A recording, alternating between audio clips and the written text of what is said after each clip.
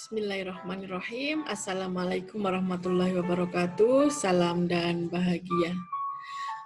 Para mahasiswa penempuh mata kuliah pengembangan IPA, pengembangan pembelajaran IPA yang terpelajar, sebelum kita memulai perkuliahan kita hari ini, terlebih dahulu kita buka dengan berdoa. Berdoa disilahkan. Bismillahirrahmanirrahim. Semoga berkah. Amin. Para mahasiswa yang kami selalu banggakan, puji syukur kehadirat Tuhan Yang Maha Esa.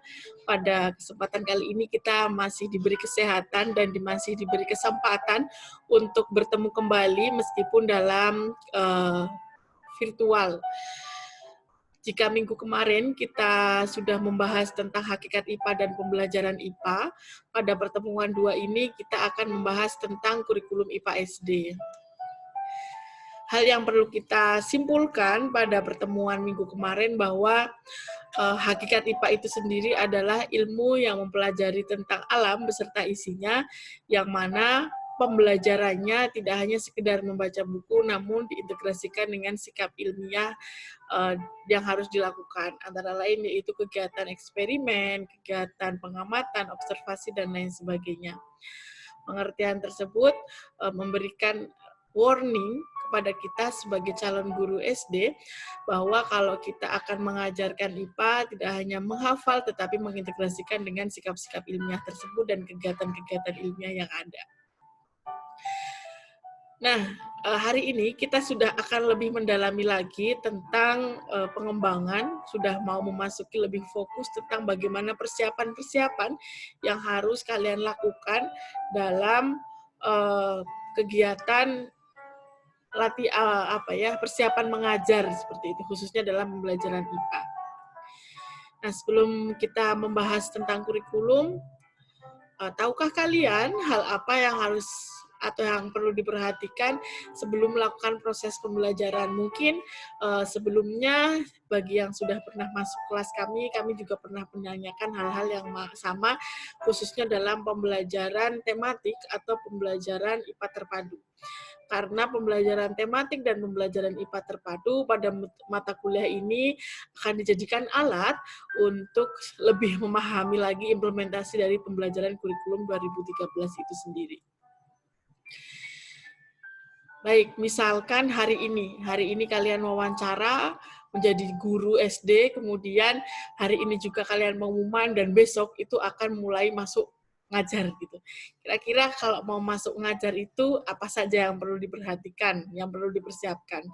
Biasanya kalian pasti menanyakan siap mental, siap materi, RPP, dan lain sebagainya. Tapi penting dari apa yang tadi kami sampaikan, hal yang perlu kalian lakukan sebelum mengajar adalah kalian harus terlebih dahulu mengetahui kurikulum yang dilakukan atau kurikulum yang dilaksanakan pada tiap satuan pendidikan yang Anda ngajar atau yang kalian nanti akan bekerja.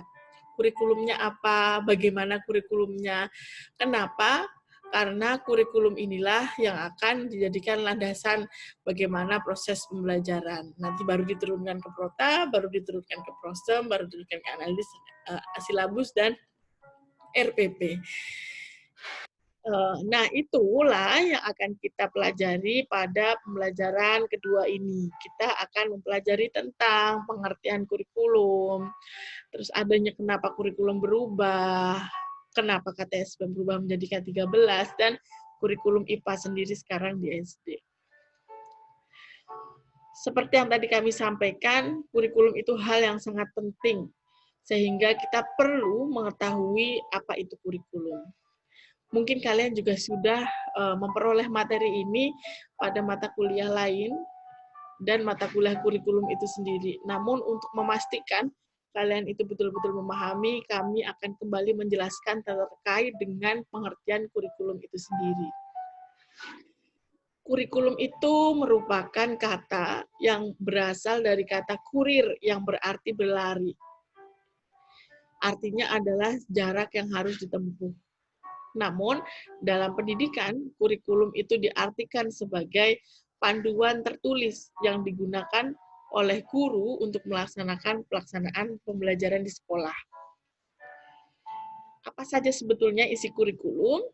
Kurikulum itu terdiri dari 4 unsur, yaitu ada tujuan, isi, bahan pelajaran, dan bagaimana cara kita melakukan proses pembelajarannya. Jadi, kenapa kok kurikulum harus diketahui terlebih dahulu? Dengan kurikulum, kalian tahu, oh saya mengajar itu tujuannya biar anak menjadi apa sih? Oh saya mengajar itu materinya apa saja sih? Oh saya mengajar itu caranya bagaimana sih? Itu semua sebetulnya sudah diatur dalam kurikulum. Maka sangat penting untuk kalian ketahui, karena inilah yang akan dijadikan landasan kalian mengajar. Jangan sampai kita mengajar tidak sesuai dengan peraturan yang ada. Kalau tidak sesuai, bagaimana? Pastinya tujuan yang harus diharapkan oleh pendidikan nasional itu tidak akan terwujud dengan baik. Itu artinya kita juga tidak ikut turut membantu mensukseskan pembelajaran yang dilakukan sesuai kurikulum. Itu artinya kita turut mensukseskan tujuan nasional agar betul-betul tercapai. Nanti juga kita akan membahas tujuannya apa saja, khususnya di SD. Nah, kurikulum itu kenapa berubah-berubah? Di Indonesia, kurikulum sendiri sudah berubah sangat banyak sekali, mulai dari 1947 sampai sekarang kurikulum 2013 ini silih berganti, kemudian berubah, dan lain sebagainya. Ya, perubahan kurikulum itu disesuaikan dengan kebutuhan dan perkembangan zaman.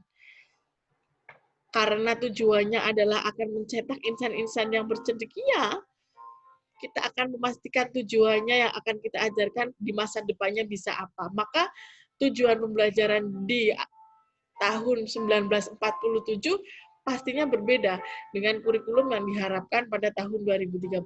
Itu alasannya kenapa berubah. Karena zaman juga berubah, maka pendidikan juga harus menyesuaikan agar peserta didik saat selesai sekolah itu bisa mengimplementasikan dan bisa bertahan hidup sesuai dengan apa yang sudah dipelajari di sekolah. Nah, akhir-akhir ini, kalau kurikulum IPA di SD, saat ini adalah kurikulum 2013, dan sebelumnya kurikulum yang digunakan adalah kurikulum KTSP. Apa yang membedakan? Yang membedakan adalah, pastinya kalian sudah mengetahui, ini hanya mengulang. Penerapan di KTSP itu IPA berdiri sendiri, hanya satu mata pelajaran berdiri sendiri, tidak ada hubungannya dengan mata pelajaran lain. Namun pada kurikulum 2013, IPA itu merupakan suatu mata pelajaran yang terintegrasi secara tematik antar mata pelajaran, sehingga tidak hanya fokus ke IPA. Kalau di KTSP kita sebut dengan standar kompetensi, yaitu kompetensi-kompetensi apa yang harus dicapai. Kalau di K13 namanya adalah kompetensi inti. Itu beberapa hal yang membedakan. Kemudian yang membedakan lagi di K13 lebih mementingkan 3 aspek ranah, yaitu sikap, pengetahuan, dan keterampilan. Kami yakin kalian sudah memahami ini karena sudah menempuh mata kuliah pembelajaran tematik dan pembelajaran IPA SD. Maaf, pendidikan IPA terpadu pastinya. Nah, kita akan bedah kurikulum. Tadi sudah kami sampaikan alasan perubahan kurikulum dari 1947 sampai 2013, antara lain yaitu disebabkan karena penyesuaian dengan zaman. Namun alasan lain yang sangat melandasi kenapa kurikulum 2006 dirubah menjadi K13 adalah, mungkin kalian sudah pernah mendengar apa yang telah kami sampaikan, bahwa masyarakat, dan dulu itu disampaikan oleh Anies Baswedan mengatakan bahwa pendidikan di Indonesia itu dikatakan sudah gagal. Kenapa kok gagal? Karena pendidikan yang dilakukan itu tidak mencetak anak-anak yang berkarakter, saat itu dikatakan seperti itu. Apa buktinya? Buktinya misalkan, mereka pintar, tapi saat menjadi menteri ternyata korupsi. Mereka pintar, ternyata saat menjadi menteri ternyata dia melakukan hal-hal yang di luar wewenang dan lain sebagainya. Mereka IPA-nya 100 nih, tapi disuruh nyangkok nggak bisa. IPA-nya 100 nih, tapi menanam tanaman nggak pernah sukses. Lah itu wujud katanya yang disebutkan kegagalan karena tidak ada kesinkronan antara pengetahuan yang dimiliki dengan apa yang dilakukan. Sehingga dirubahlah menjadi kurikulum 2013 yang sebetulnya lebih mengedepankan kepada karakter atau perubahan sikap dari pengetahuan yang dimiliki. Nah, kemudian direvisilah semua peraturan-peraturan yang menyesuaikan dengan keadaan, yaitu kompetensi-kompetensi yang ada. Bagaimana standar kompetensi lulusan? Nah, semua peraturan-peraturan tentang perubahan-perubahan itu nanti teman-teman bisa mempelajari lebih lanjut tentang Permendikbud nomor 20 tahun 2006 tentang standar kompetensi lulusan pendidikan dasar dan menengah. Pada kompetensi lulusan itu disebutkan kualifikasi lulusan itu harus mencakup yang seperti tadi disampaikan, sikap, pengetahuan, dan keterampilan. Itu tercantum pada Permendikbud nomor 20 tahun 2016. Kemudian pada Permendikbud tersebut disebutkan kalau misalkan anak itu selesai SD, itu harus bisa apa saja sih? Sikapnya harus bisa apa saja sih kalau lulus SD, pengetahuannya harus bisa apa saja sih kalau lulus SD, keterampilannya harus bisa apa saja sih kalau lulus SD, itu semua diatur dalam kurikulum. Nah, dimensi sikap pada kurikulum 2013 khususnya di SD, itu pemerintah mengharapkan seluruh siswa yang setelah melakukan proses pembelajaran di SD di Indonesia itu memiliki perilaku yang mencerminkan sikap beriman dan bertakwa kepada Tuhan Yang Maha Esa, berkarakter, jujur, dan peduli, memiliki sikap tanggung jawab, memiliki sikap pembelajar sepanjang hayat, dan sehat jasmani rohani sesuai dengan perkembangan anak di lingkungan keluarga, sekolah, masyarakat, dan lingkungan alam sekitar bangsa dan negara. Ini yang diharapkan oleh pemerintah, dan kurikulum ini, dimensi sikap ini nanti akan diturunkan menjadi KI-KI yang berbentuk sikap. Makanya harus diintegrasikan. Bagaimana caranya kita bisa menanamkan jujur dalam proses pembelajaran. Bagaimana kita harus menanamkan sikap beriman dalam proses pembelajaran tematik. Nah, IPA juga bisa dijadikan sebagai alat untuk menyisipkan sikap-sikap yang harus dimiliki oleh lulusan SD ini. Bagaimana peran IPA bisa menciptakan sikap beriman dan bertakwa melalui pembelajaran IPA.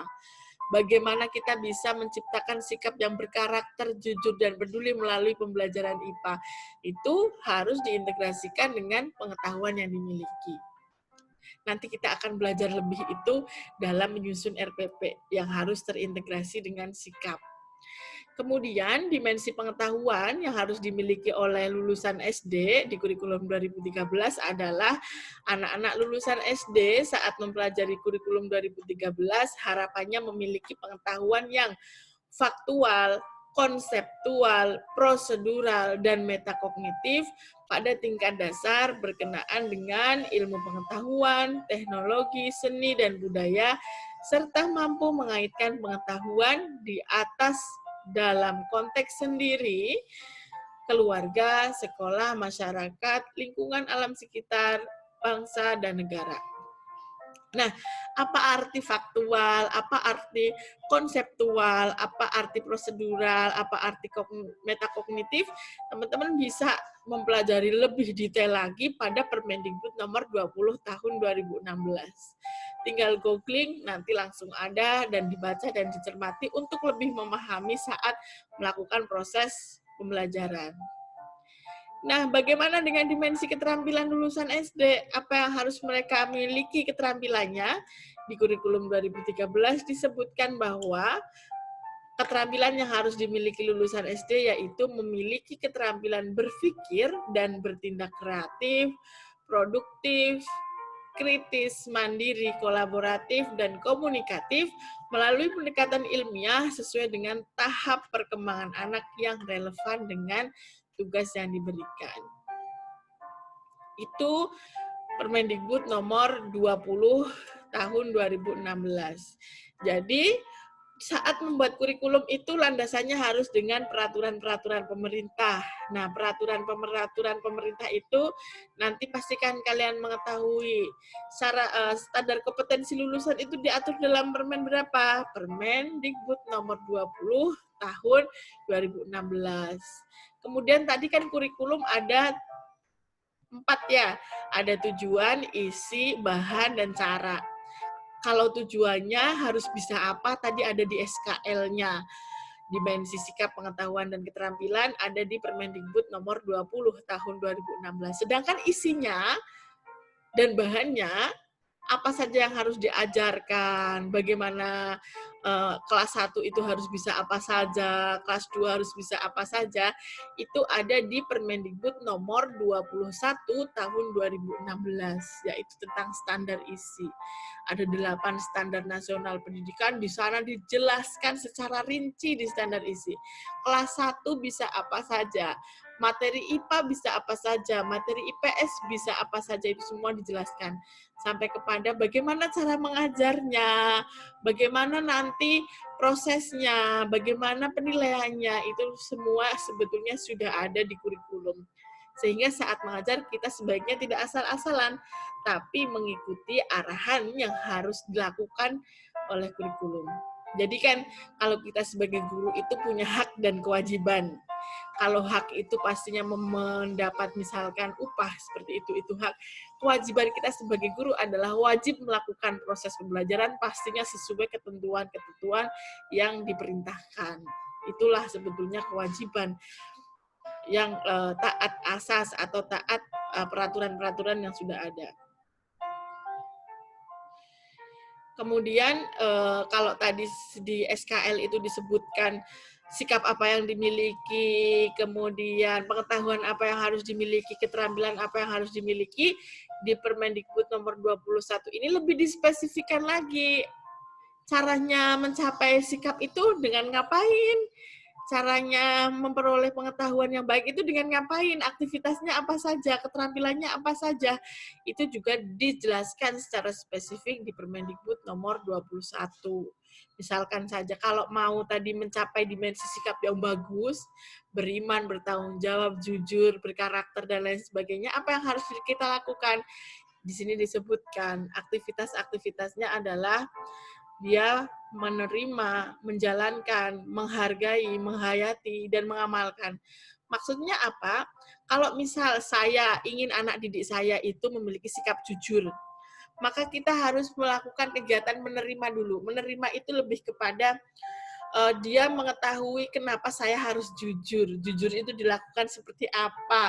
Itu kita harus jelaskan secara rinci. Setelah dia menerima materi-materi atau pengetahuan yang dilakukan, selanjutnya adalah pastikan bahwa mereka itu menjalankan apa yang harus diimplementasikan saat jujur, kemudian bagaimana dia menghargai kejujuran seseorang, menghayati arti penting jujur, dan pastinya mengamalkan dalam kehidupan sehari-hari. Kemudian bagaimana dengan pengetahuan? Caranya seperti apa aktivitasnya? Di sini disebutkan dengan analisis kognitifnya Bloom, yaitu dari C1 sampai C6. Dia kalau mau pengetahuannya baik, maka harus melalui mengetahui dulu, baru memahami, menerapkan, menganalisis, sampai menciptakan sesuatu. Mungkin ini karena pertama kali mendengarkan atau mungkin harusnya sudah mendengarkan dari pengembangan mata kuliah pengembangan lain, mungkin masih bingung. Tapi nanti setelah teman-teman menyusun RPP nanti tahu, oh ini tuh yang kemarin dimaksud, oh di sini tuh letaknya, oh di sini tuh implementasinya. Jadi ini jelas apa ya, kalau sekarang masih bingung, nanti suatu saat kalian saat membuat RPP bisa melihat penjelasan ini lagi, biar nanti bisa memahami implementasinya. Sedangkan kita lanjutkan ke sikap keterampilan dapat diperoleh melalui aktivitas mengamati, menanya, mencoba, menalar, menyajikan, dan menciptakan. Sedangkan proses pembelajarannya harus dilakukan seperti apa secara keseluruhan, itu juga diatur pada Permendikbud nomor 22. Di sini disebutkan kurikulum 2013 pembelajarannya itu dilakukan harus interaktif, harus inspiratif, menyenangkan, menantang, memotivasi peserta didik. Yang inti dari keseluruhan ini adalah kita harus melakukan proses pembelajaran berbasis student learning, lebih mengaktifkan siswa. Guru adalah sebagai fasilitator, guru lebih memfasilitasi pertanyaan-pertanyaan atau kesulitan-kesulitan, tapi anak lebih konstruktivis, mencari tahu sendiri. Itu sebetulnya hakikat dari yang diinginkan oleh kurikulum 2013. Kemudian prinsipnya, yang tadinya darinya siswa itu diberitahu menjadi mencari tahu, yang tadinya pendekatannya tekstual menjadi ilmiah. Nah, nanti bisa kalian lihat secara spesifik di sini, yang intinya yang tadinya teacher center berubah menjadi student center. Terus karakteristiknya ngajarnya gimana juga diatur. Di sini disebutkan ngajarnya itu sebisa mungkin dengan pendekatan ilmiah, seperti yang kemarin kita sampaikan. Tidak hanya berhenti membaca, tapi juga kegiatan-kegiatan ilmiahnya perlu dilakukan. Kemudian harus melalui pembelajaran tematik, dan untuk mengaktifkan siswa, nanti guru-guru atau teman-teman boleh menggunakan proses model pembelajaran discovery learning atau inquiry learning, bisa juga menggunakan project-based learning, dan model-model lainnya yang pasti mengaktifkan siswa. Nah, sekarang sudah tahu jawabannya tadi ya. Kalau besok kita mau ngajar, kita harus tahu apa itu kurikulum. Sekarang sudah tahu apa itu kurikulum. Terlebih sudah tahu apa itu kurikulum 2013. Harus mengintegrasikan 3 tadi. Setelah tahu apa itu kurikulum, maka kalian akan menyusun yang namanya program tahunan. Nanti 1 tahun itu kita ngapain aja sih? Jam pelajarannya cukup atau tidak sih? Dan diturunkan menjadi program semester, diturunkan menjadi silabus, dan diturunkan menjadi RPP. Nah, karena mungkin terkait prota, prosem, silabus itu sudah kalian kuasai di perencanaan pembelajaran, pada pengembangan ini nanti kita lebih fokus bagaimana teman-teman bisa membuat rancangan pembelajaran atau RPP ini, khususnya dalam pembelajaran IPA, dan sekaligus bisa mensimulasikan. Apa saja yang harus ada di RPP, itu ada di Permendikbud nomor 22 tahun 2016. Meskipun sebetulnya sekarang ada revisi terbaru, yaitu Surat Edaran nomor 14 tahun 2019 tentang yang disebut dengan RPP 1 lembar. Namun pada mata kuliah ini saya tidak merekomendasikan teman-teman untuk melakukan pembuatan RPP 1 lembar, karena pastinya akan kesusahan kalau tidak tahu kerangka awalnya. Pastinya kan RPP 1 lembar itu kan sebetulnya rangkuman. Kalian saja belum tahu apa yang dirangkum, tiba-tiba merangkum. Itu contoh percontohan untuk RPP 1 lembar. Sehingga kami akan mengajarkan, atau besok yang harus kalian buat itu lebih kepada RPP lengkap. Kalau kalian sudah memahami dengan matang RPP lengkap ini, kalian akan dengan mudah membuat RPP 1 lembar itu. Sehingga saat ini karena masih tahap belajar, buatlah yang lengkap dulu. Begitu. Ini nanti bisa kalian cermati saat besok melakukan pembuatan RPP. Kemudian penilaiannya juga nanti ada di Permendikbud nomor 23. Ada yang disebut dengan standar isi. Di sana disebutkan bagaimana kita melakukan penilaian. Kemudian di Permendikbud nomor 24, di situ secara keseluruhan disebutkan kompetensi inti dan kompetensi dasar yang harus dicapai oleh siswa itu sendiri. Apakah kita tinggal menggunakan apa yang ada di sekolah, apa yang ada dari pemerintah? Pastinya tidak. Kita juga harus menyesuaikan dan menganalisis apa saja yang ada di dalam kurikulum 2013. Contoh apa yang ini kurang jelas. Contoh apa yang harus dianalisis adalah misalkan buku. Tidak selamanya buku itu tepat dan bisa langsung digunakan dalam proses pembelajaran. Maka kita perlu adakan analisis. Kalau misal ternyata tidak sesuai buku yang ada, maka kalian bisa mengembangkannya dengan lembar kerja atau lembar kegiatan dan lain sebagainya.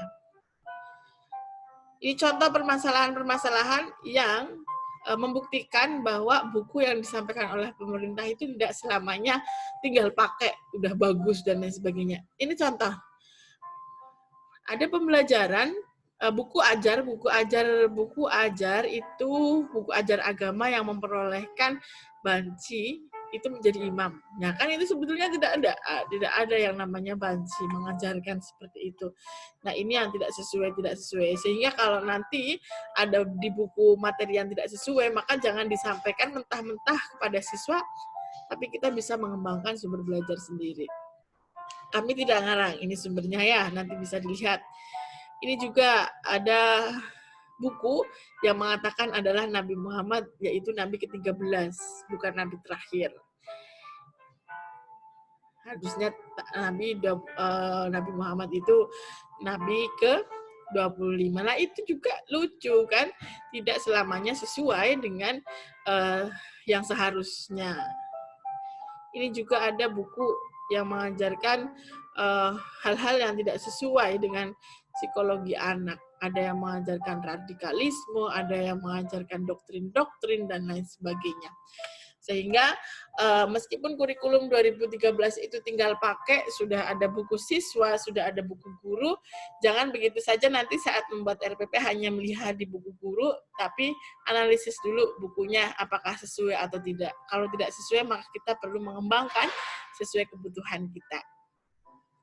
Nah, mungkin teman-teman bingung nih, kan ini mata kuliah pengembangan, kapan saya diajar atau kapan kita buat RPP, aku dapat apa, bagaimana caranya. Nah, itu akan kita pelajari mulai pertemuan besok, pertemuan minggu depan, kita sudah akan mempelajari tentang unsur-unsur RPP.